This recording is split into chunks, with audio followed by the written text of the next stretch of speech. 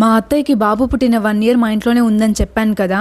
ఈ 1 yearలో మా నాన్న మా బాబుకి స్నానం చేయించడం దగ్గర నుంచి A to Z చేసింది. ఇదేంటి కొత్తగా చెప్తున్నావు, బేబీకి అమ్మమ్మ అయినప్పుడు చేస్తారుగా అనుకోకండి, చేస్తారు ఐ నో, బట్ మాకైతే మా జోలికి కూడా రాలేదు మా నాన్నమ్మ. అదంతా తర్వాత చెప్తాను. బాబుకి 1 year రాగానే బాబుకి ఫస్ట్ బర్త్డే ఎవరు చేస్తారు?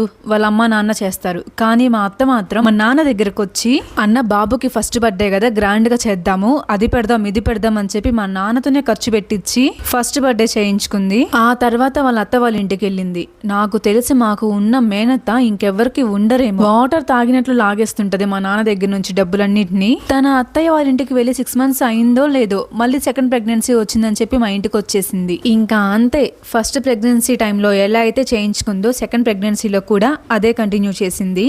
ఈసారి మాత్రం పాప పుట్టింది. సీమంతం ఖర్చులు, డెలివరీ ఖర్చులు మొత్తం మా నాన్నవే. అండ్ ఈ పాపకు కూడా గోల్డ్ చైన్ వేశారు మా నాన్న. సెకండ్ డెలివరీ అయ్యాక ఎక్కువ రోజులే ఉండలేదులేండి, 6 months కి తన ఇంటికి వెళ్ళిపోయింది. వెళ్ళేటప్పుడు ఒక మినీ ట్రక్ ఉంటుంది కదా, అందులో ఫుల్ గా సామాన్లు తీసుకెళ్ళింది.